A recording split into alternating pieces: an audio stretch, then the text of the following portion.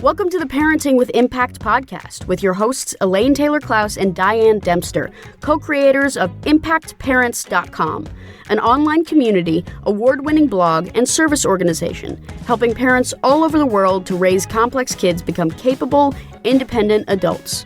Hi everyone, Elaine and Diane here, and we know that you want your complex kids to grow up to be happy and independent, and yet you're not always sure how or when to help with that. In this podcast, we'll encourage you to collaborate with all kinds of complex kids and support them in navigating life and learning. And we'll interview leading experts from around the world, as well as parents in our own community, talking about how training for parents actually helps these complex kids. We'll talk about the issues we hear parents struggling with all the time and how a coach approach can support and empower your amazing young people. We won't tell you what to do. We're going to help you figure out how. So let's move on to the next conversation.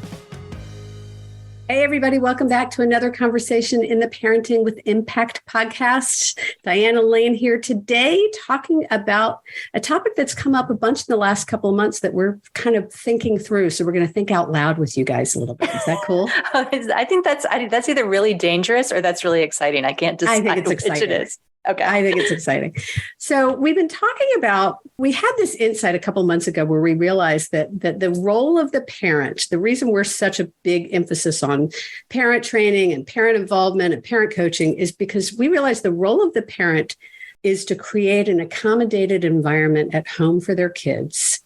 Very similar to what we ask teachers in the school to do for kids at school, is to create an accommodated environment to accommodate for their executive function challenges, social and emotional challenges, whatever. And so we thought it'd be really good to just talk about what does that mean? Because I remember when I started this, Diane, I didn't know what the word accommodations meant. Well, but let's go backwards because it's like I've had such an aha moment with a lot of parents who've been talking to people about this idea for a while. And I'm like, well, your kid has accommodations at school. They have a 504, they have an IEP, or you're in the midst of trying to find one. And we can talk about that in a minute. But what if, why would your kid not need to have accommodations at home? Right. It's just sort of like. So yes, let's go back. What are accommodations? What does that even mean? Well, because when I first came to it, I want to distinguish accommodation versus remediation, because that's another term I didn't know. Yeah, no, that's true. Well, so the way I think about accommodations, I put it in the context of the 3 to 5 challenge, right? So we know that kids with ADHD specifically, and also kids with other executive function challenges, are often 3 to 5 years behind their peers in terms of some areas of executive function development. And so if your child has a lagging skill, they need support around that area. So they either need help to develop the skill if they're ready, or they need scaffolding and accommodation to support them until the lagging skill is developed, or maybe it's kind of both, right? So you're helping them develop the skill and you're accommodating them until the skill is developed. Okay, so that's actually really great because that's where remediation comes in. Okay. Mm-hmm. So remediation, like I had a kid with dyslexia. I have a kid with dyslexia. I still have that kid and she still has dyslexia. Right. And so the first place we really focused was remediation. And that meant helping her get the skills she needed to learn to navigate the challenge she was facing. Right. So that's remediation. And for dyslexia, it was helping her learn tricks and strategies to learn how to read, right? To visually process the information and comprehend it. In executive function realm, that may be, as you say, identifying lagging skills and helping them catch up on lagging skills, which they may not have learned when it was taught because they weren't ready. So they weren't ready to learn it. Yeah. Is teaching them skills that they need, that they may have missed or may need additionally to be able to function in the brain they've got. Fair? Well, the challenge it is, and one of the challenges is that if parents only see the remediation part of it and go, okay, wait, my kid has lagging skills. Okay, let's sit down tomorrow and I'll teach them to that. And we're going to fix that. And they'll be fine. That's where accommodation comes in. Right. Right. Because sometimes they're not ready for us to remediate that lagging skill because developmentally they're not ready to handle it yet, to integrate it yet. I remember when my kid was being remediated for dyslexia, one of the people said to us, because she was in second and third grade, is you may have to come back in high school when she's ready to learn some new skills, when the work is different and harder, because she's not ready to learn that yet, but she's still going to need it at some point. Right.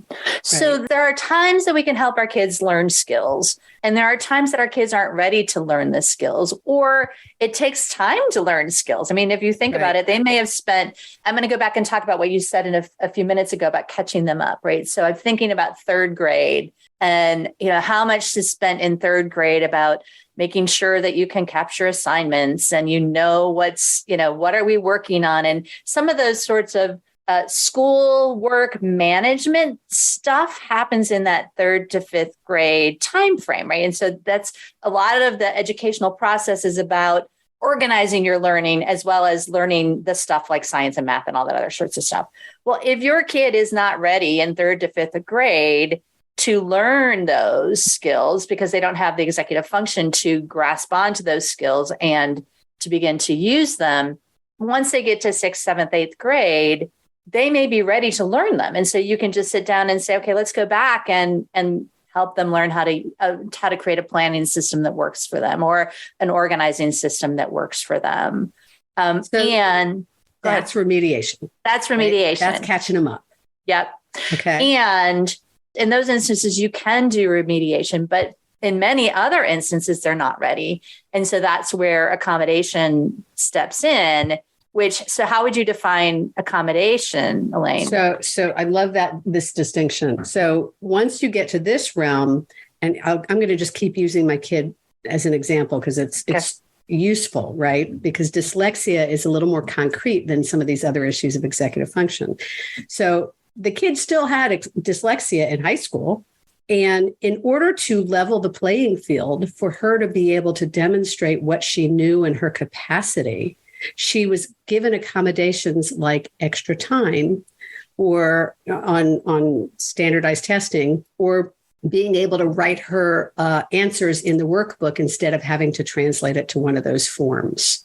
That's an example of an accommodation because no matter how much you caught her up on the skills, she was never going to not have the visual processing problem that made it difficult for her to move from the workbook to the tracker sheet without missing some of those bubbles. Well, or an accommodation for someone with dysgraphia, like being able to record what they want to say instead of having to write them down. Or using a computer instead of a having pencil. To write it in a blue book. Yeah. And so accommodations are designed not to give someone an quote unfair advantage, but in fact, it's designed to level the playing field and allow them to demonstrate their knowing and learning in the time frame available, usually, or extended time, commensurate with their capacity compared to other neurotypical kids. So the point of it is to make it fair.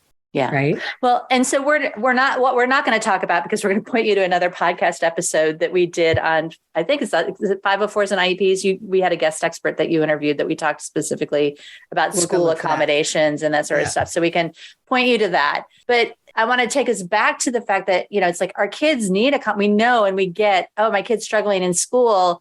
They need accommodations. They need remediation. But I don't think a lot of us go, wow, my kid's having a really hard time doing their chores on Saturday, or wow, my kid's having a really hard time doing their homework, right? They need accommodation, right?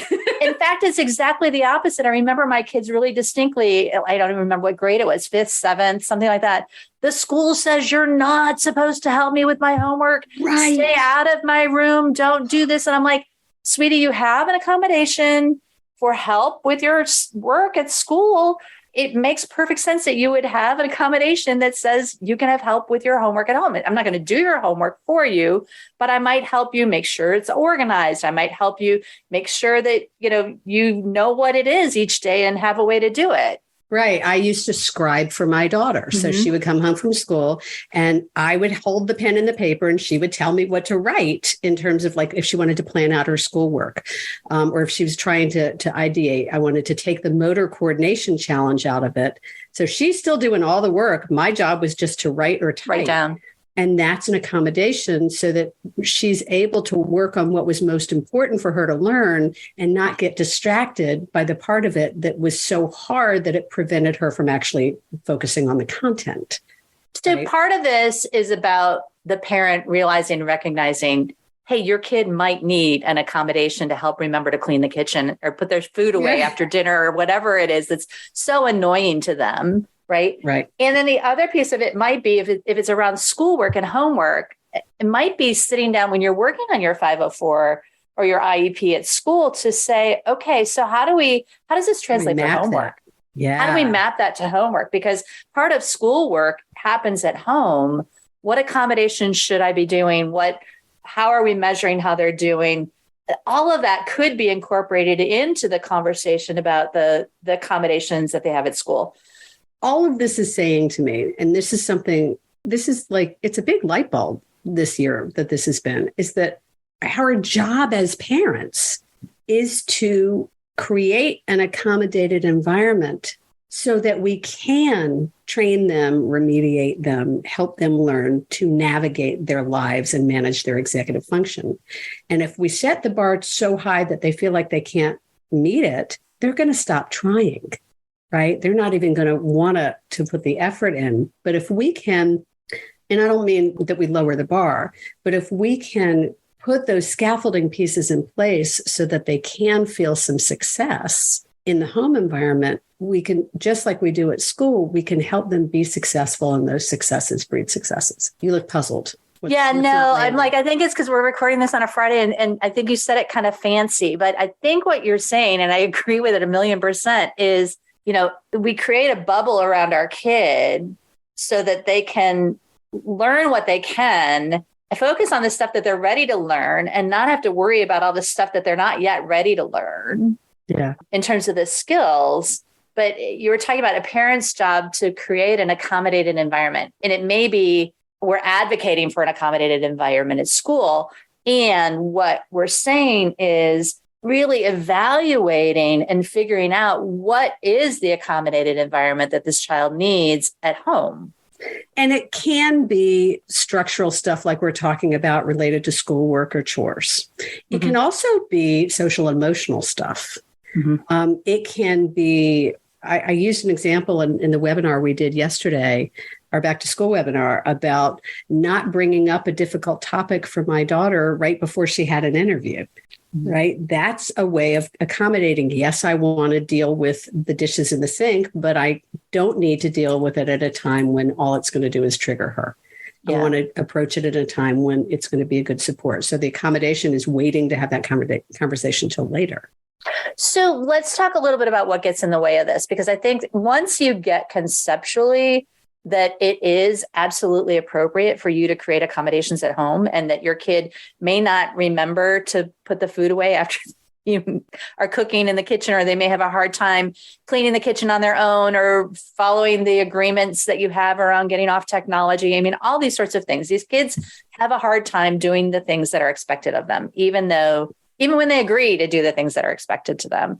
So what is it that makes it hard for us to accommodate at home? That's a great question. All right. So this is what's bubbling up. And I think the answer to that question is a million things. Yeah. Right? It's expectations, it's exhaustion and fatigue. It's the frustration of feeling like we're asking the same thing over and over again. It's taking aim on everything instead of taking aim on one thing at a time. That is a big one, right? We exhaust ourselves and them by not taking aim. And so if we can take aim on one thing and scaffold the rest for a while, that will relieve the stress on everybody. So there are all these things. And then there's this other layer of, we don't think we should. We feel like our responsibility is to make sure that they're able to become an adult. And so, I tell this story a lot, but it was so illustrative. I was coaching a mom of a 12-year-old kid, and she had a 24-year-old kid who had was out in the world. And the 12-year-old also had ADHD, and she was really stuck because she had never dealt with this kind of issues before. And we realized in coaching that she was freaking out about the potato chips on the floor when the kid was watching television. And when we got underneath it, we realized she was freaking out because she was sure that when the kid was 24, she wasn't going to be able to take care of her apartment. And so she had jumped all the way forward. She catastrophized, twice the kid's life forward to the problem. And so she wasn't being measured about what does the kid need to learn and when. there was this expectation that this kid's going to need to be able to do all of this, so she needs to be able to do it all now. Well, and I think I think people get stuck in that a lot. And I always use the analogy of the stair steps, right? So it's this sort of, again, I'm going to remind everybody that our kids are often 3 to 5 years behind their peers. And as they get older, it actually ends up being more, because it's 30%. So if you've got a 25-year-old, it may be something more like 19, right? But instead of standing up on the 25-year-old step and going, you should be up here, and trying to drag them up to being like every other 25-year-old or every other 15-year-old or every other 8-year-old. What we want to do is we want to go down and figure out what step they're on, right? And figure out, okay, so what is if let's say they're 10 and they're on step 5 with regard to cleaning their room or, hanging up their towel or whatever it is you're challenged with. You say, well, so what's the next step? Not how do I get them to do it completely independently without me bugging them ever? It might be, how do I get them to help me do it, which might be the next step up? Or how do I get them to do it with a reminder or with a few reminders? And I was thinking, you said earlier, it's like you're asking somebody a million times. If you're asking somebody a million times and you're using that tool over and over and over again, and it's not working, chances are that's an indication that the accommodation you're applying is not an effective accommodation. They're having a hard time. There's not an accommodation. Or right? Yeah. Right. So, okay. So what you talked about was the strategy of meet them where they are. Right. We talked a little bit about the 3 to 5 year lag and developmental delay. And I think what came to me as you were talking a minute ago was, as parents, we're always looking at how do we get accommodations at school. And so as your coaches, what we want to ask you to consider is, how do you create accommodations at home? We want to advocate for you seeing the value of creating accommodations in your home environment for your kid. So that even they can feel scaffolded and supported and still encouraged to grow in a way that's really workable for them. Or even just sit with this question. What would it mean if I created a 504 plan for my kid at home? I mean, what would that look like? How would I approach it? Right? Yeah, no, I know. Yeah, that's kind of the next step. But before you get to that, I want to challenge you to consider the possibility that that's needed in the first place. Right. Because mindset changes outcomes, mindset changes perspective. So if we take on the mindset that I need to figure out what's the most helpful, effective, empowering way to create accommodations for my kid at home, then I can then do that exercise, your visioning exercise, Diane, of what could that look like? What might that include? And maybe enroll your kid in that conversation. Yeah. Well, and I think that's the piece of it, is that if you're accommodating in one area, that gives you space to remediate in others. We always talk about taking aim and about, so there may be things that you accommodate because you want to really focus on, okay, my kid is ready to learn this skill. I'm going to focus on helping them learn this skill. So for the next month or 2 months, I'm just going to focus on this one little thing. And we're going to work on building the skill and getting them more independent and more independent and more independent till they get to a new level of independence. At the same time, you might be accommodating the other areas so that you can build that skill and have the space to do that. Because life can be really overwhelming for you and for him. And most of you are not just dealing with one particular challenge area. You're dealing with 20, 70, multiple. I don't know how many, a lot. Many. Yeah. Okay. So anything else we want to say about this? This may lead into a whole other conversation about what's the difference between supporting and enabling. And I think we can have another conversation about that. And for the purposes of this conversation, what I hear us saying is that it's really important to think in terms of constructive supports, scaffolds. Right? How do we support in a way that continues to empower them to take ownership, to cultivate new skills, and to feel themselves taking more autonomy, more independence, to feel good about themselves and to build their self-esteem in the process? Well, and this just came in as kind of a bonus because a lot of us get exhausted with the reminders and the, trying to get our kids to do something, right? It's exhausting. And if we had permission to say, you know what, it's okay if I hang up this towel. It's okay if I say, hey, let me clean up the kitchen with you. It's okay if I say, let's sit down at the kitchen table together and I'm going to read a book while you work on your homework. I mean, it's this sort of, if you're not sitting there trying to struggle and fight them to be in a place where they're not, it might give you a little bit more energy to focus on you and focus on your kid. That's radical. Well, and to help them feel really good about themselves. I mean, I keep thinking about, because I have a young adult living in my house right now, who is working and applying to medical school and has been going through a really grueling process. One of the places we've accommodated a lot has been around food.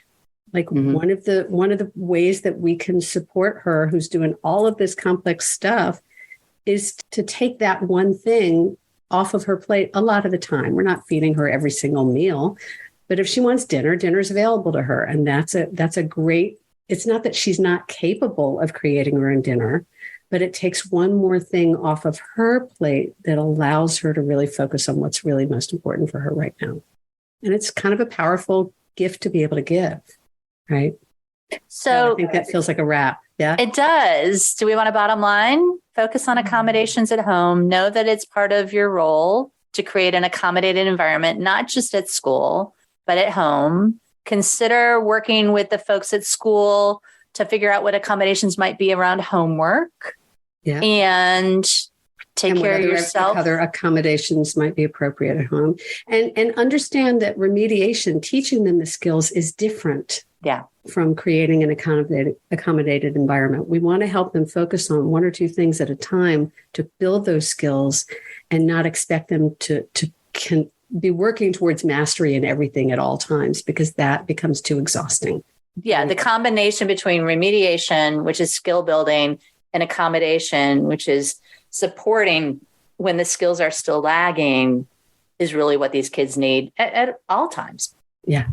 And you started to say, and I want to go back, I don't want to lose it, and make sure that you're taking care of yourself in the process, right? Yeah. The goal of this is to create an environment that supports them, but by doing so also supports you and your capacity to support them. And if you can let go of some of the extreme expectations and start setting more targeted expectations, that will release the stress for everybody.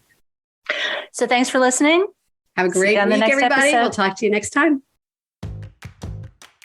You've been listening to the Parenting with Impact podcast with Elaine and Diane. For more information on the Impact Parents community or to join Sanity School for Parents, please visit impactparents.com. If you like what you've heard, please share this podcast with friends who need similar guidance and subscribe wherever you listen to podcasts. For the essentials of Elaine and Diane's coach approach to parenting, download a free tip sheet at impactparents.com/podcast. Behavior therapy training for parents is actually recommended as a first-line treatment for complex kids. For information about Sanity School, our training program for parents or teachers, which has helped thousands of families around the globe, visit impactparents.com/sanityschool.